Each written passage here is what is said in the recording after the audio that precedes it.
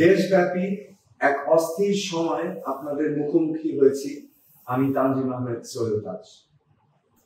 আপনারা জানেন, কোটা সংস্কার আন্দোলনের ন্যায্যতা নিয়ে দেশের ছাত্র জনতা যে আন্দোলন করেছে তাদের সাথে একাত্মতা ঘোষণা করে আমিও সোচ্চার ছিলাম। ছাত্র জনতার উপর যাতে আর গুলি না চলে এই আহ্বান আমারও ছিল। অন্যায় আর অন্যায্যতার বিপরীতে ছাত্র জনতার বিজয় অর্জিত হয়েছে। এই আন্দোলনে ছাত্রছাত্রী সহ আমরা অনেক নিরীহ প্রাণ হারিয়েছি। এখনো অনেক মানুষ চিকিৎসাধীন আছেন।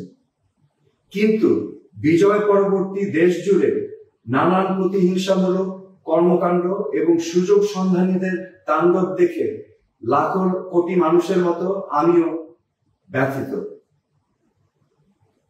এই হত্যাযজ্ঞ আর ধ্বংসাত্মক কার্যকলাপের জন্যই কি ছাত্র জনতা রাজপথে নেমেছিল? দেশের সম্পদ ঐতিহ্য ধ্বংস করে আমরা নতুন প্রজন্মকে কি বার্তা দিচ্ছি? একজন সাধারণ নাগরিক হিসেবে আমি তীব্র প্রতিবাদ জানাই যারা ধানমন্ডির 32 নম্বরে বঙ্গবন্ধুর বাসভবনে অগ্নিসংযোগ করেছে। বঙ্গবন্ধুর ভাস্কর্য ভেঙে দিয়ে আমাদের কতটুকু লাভ হলো? আইন শৃঙ্খলা রক্ষা বাহিনী অন্যায় করেছে, তার নিরপেক্ষ তদন্ত হোক, এটা আমরা সবাই চাই। কিন্তু সবাইকে কেন আমরা প্রতিহিংসার মুখোমুখি দাঁড় করাচ্ছি?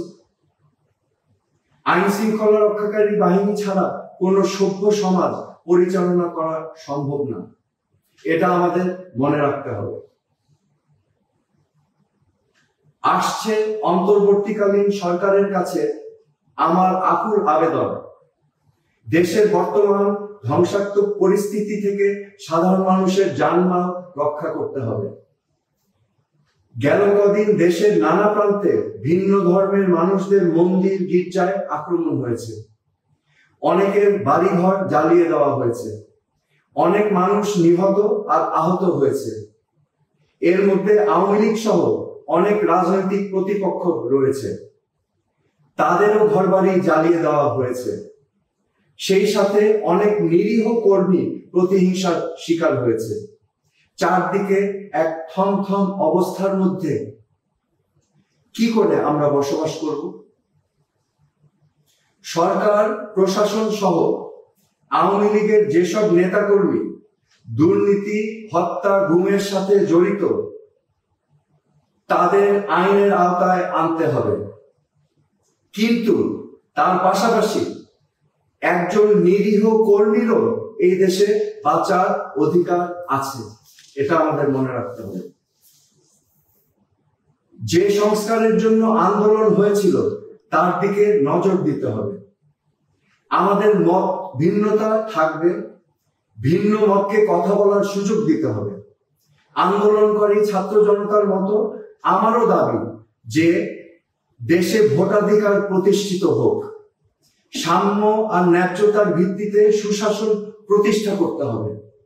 সুশাসন প্রতিষ্ঠা করতে হলে আইনের শাসন নিশ্চিত করতে হবে। বিচার ব্যবস্থা, জনপ্রশাসন এবং পুলিশ বাহিনীকে রাজনীতির প্রভাব মুক্ত রাখতে হবে। পুলিশ বাহিনী সহ সকল আইন শৃঙ্খলা রক্ষাকারী বাহিনীকে জনগণ বান্ধব পেশাদার বাহিনী হিসাবে প্রতিষ্ঠা করতে হবে। মেধাভিত্তিক সমাজ বিনির্মাণে শিক্ষা ব্যবস্থাকে বাস্তব উপযোগী করতে হবে। দেশের সরকারি প্রতিষ্ঠানগুলোকে রাজনৈতিক ব্যবহার থেকে মুক্ত রাখতে হবে। সাম্প্রদায়িক সম্প্রীতি নিশ্চিত করতে হবে। মানুষের কথা বলার অধিকার সহ সকল মৌলিক অধিকারকে গুরুত্ব দিতে হবে। সন্ত্রাস ও দুর্নীতি মুক্ত সমাজ প্রতিষ্ঠায় পদক্ষেপ নিতে হবে। গুম হত্যার রাজনীতি বন্ধে আন্তরিক হতে হবে। এগুলোই আজকে আমার দাবি অন্তর্বর্তীকালীন সরকারের কাছে। প্রিয় ভাই বোন শুভাকাঙ্ক্ষীগণ, এই অরাজকতা বন্ধে আমাদের সবাইকে এগিয়ে আসতে হবে। এভাবে চলতে থাকলে বাংলাদেশ পথ হারিয়ে ফেলবে। সম্মিলিতভাবে ছাত্র, জনতা, পেশাজীবী এবং সকল স্তরের মানুষকে নিয়ে আমরা যদি এই সংকট মোকাবেলা না করি, তাহলে বাংলাদেশ এক গভীর সমস্যার সম্মুখীন হবে। যে ক্ষতি হয়েছে তা কোনোদিন পূরণ করা সম্ভব নয়, কিন্তু এখনই সকল প্রতিহিংসার অবসান ঘটাতে হবে। আর যেন আমরা ক্ষতিগ্রস্ত না হই। কোটা সংস্কার আন্দোলনে একটি বার্তা স্পষ্ট যে বাংলাদেশের কোন শাসকই ইচ্ছা খুশি মতো দেশ চালাতে পারবে না। দেশে সুশাসন প্রতিষ্ঠিত না হলে আবারও দেশের তারুণ্য গর্জে উঠবে। নতুন বাংলাদেশ দেশের বিনির্মাণে আমরা তারুণ্যের এই দৃপ্ত প্রত্যয় যাতে মনে রাখি।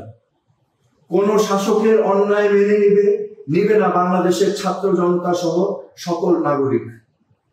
সকল হানাহানি বন্ধ করে আসুন সম্মিলিতভাবে দেশকে নতুন করে গড়ি। বাংলাদেশ আমাদের সবাই।